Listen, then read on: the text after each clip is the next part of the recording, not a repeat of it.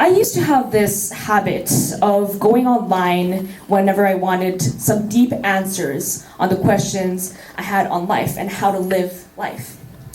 And doing this a few dozen times, I've noticed a trend these days. And this trend is something that has become more popular along the last decade or so. And that is called the hustle culture.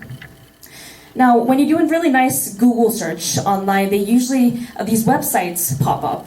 And in these websites, we have these really vague yet overly organized lists on how we should be living our lives. And when you look at these lists, they usually tell you to push just a little farther. Try to strive and live your best life until you can achieve every single goal that you've ever wanted to achieve before. And they sprinkle in some inspirational quotes here and there, and they basically try to convince you that as long as you follow through these tips and remember these inspirational quotes, your life will be totally amazing.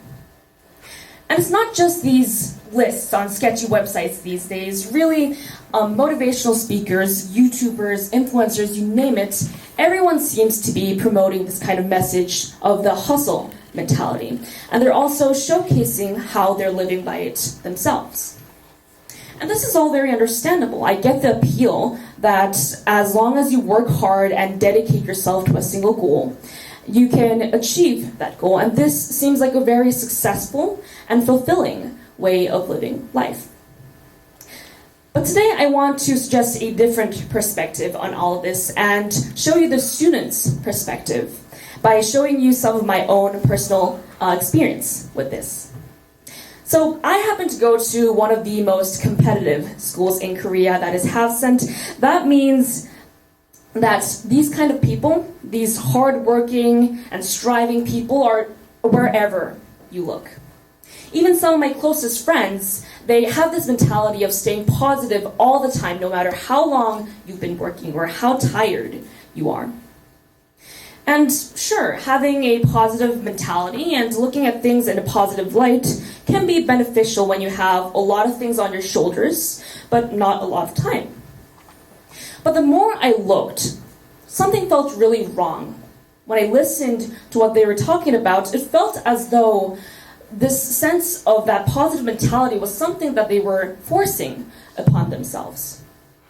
And when they said they were tired, it was much more than just physical exhaustion. It was also emotional drain.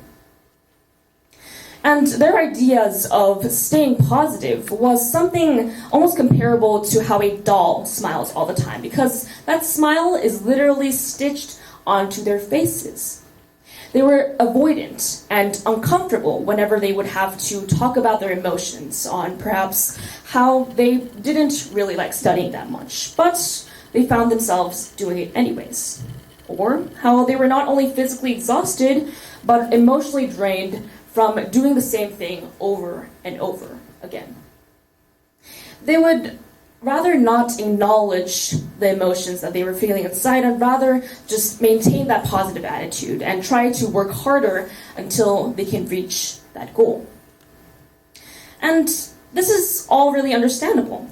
These students have grown up in an environment where really striving to be the best all the time was a mentality that was encouraged, to say the least. And they were kind of brainwashed with this mentality that if you go to a good college and get a nice, well-paying job and move on to get a nice family, that is the path, and perhaps the only path to a successful life. And this being the only realistic path that these students have grown up to know, it's really seen as something trailing off of the path that they were meant to go to when they are thinking about other paths or thinking about what they really like in life. And basically, talking, let alone thinking about these things, is seen as a waste of time. And I talk as if I am some third person that is away from all these people and is some outsider that's different from all of you. But in truth, I was raised in exactly the same way. Back in middle school, only a couple of years ago, I used to be this person where I was really, really obsessed about my grades. I would be that person that always focused in all the classes perfectly and try to be really participating in the classes. I didn't have much of an emotional life either.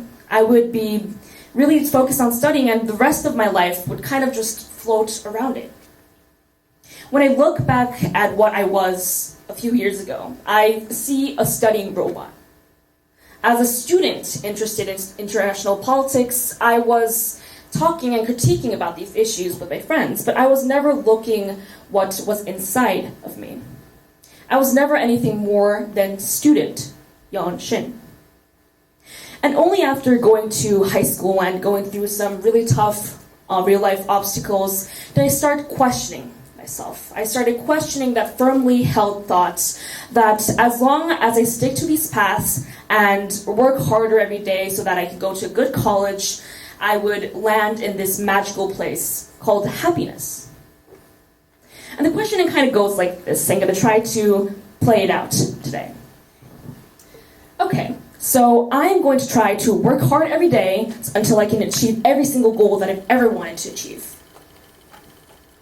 Okay, but that goal is, well, I want to be rich, or at least economically stable.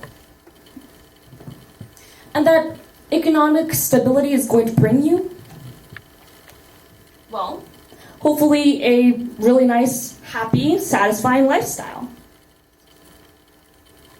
Okay, but are you fulfilled with your life right now? Are you happy? No, I'm sort of tired, really.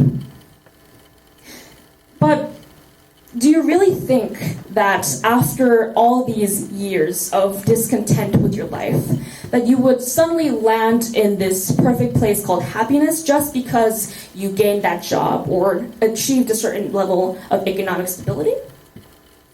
And my answer to that was no, I wouldn't. And that was the problem. I was following through this goal that I thought I had set for myself, but was in truth something that was set by other people, someone else. I didn't have a reason for this vague goal of mine. It was just that I hadn't questioned it before. I didn't know what I really wanted to do, but I was pushing away all of those thoughts because that wasn't what was important right now. I could be studying. And I think that a lot of students in this school, or the students that have basically grown up in an environment where there was a lot of stress put into academics, can relate to this kind of experience of mine. And I think that there's something really important to realize here. I think that with these messages of the hustle culture being spread out there all the time, we can really fall into this false thought that we should really be chasing those goals of constantly working hard and constantly pushing ourselves. And having this kind of mentality being put into ourselves really blindly can lead us to have this false sense of direction in life, rather than stopping and questioning what we really want to do in life. We just push all of those away and instead follow a goal that might not have been even set by yourself. And on top of that, we cover it up with a nice forced positivity and basically hide away from all of our pains. We are ignoring those very human emotions of pain and distress in the name of work and productivity. And this is why I really, really think that acknowledging our emotions is something very crucial. And this is a step that we have to take in order to find what we really enjoy in life. And especially for the young adults that are growing up and stepping away from the parental umbrella, this is even more important. And understanding our emotions of distress or pain or joy can be a way for us to really question why we feel distressed and why we feel joy for certain things. And therefore we can find something that we really enjoy. And by this, by no means am I trying to suggest that we should not follow any goals or just try nothing. I'm not suggesting that we should just live this kind of hedonistic lifestyle. What I am suggesting when I am saying that we should acknowledge our emotions is that when that project we're doing or that degree we're pursuing is really making us unhappy, we should question why that is and ask ourselves if that pain is really going to continue for a very long period of time. Rather than pushing all of those emotions away, we should really be trying to stop and feel what we are feeling and doubt what we are doing. And only through these steps do I think that can we really try to start questioning ourselves and really think about what we want in life. Should I be doing this, or do I have other things that I really enjoy? Other things that I would like to pursue? And by taking these steps, I do truly believe that we can move a step closer to living a life that brings true fulfillment to us, that brings true joy and therefore happiness to us. Let us take these messages with discretion. Let us think and acknowledge that these messages of the hustle culture are really promoted with the intent of painting only half of the picture that is life. Let us make sure that we know which goals really mean it to us, and let us feel what life can offer to us along the way. This has been a 17-year-old talking life, and thank you for listening.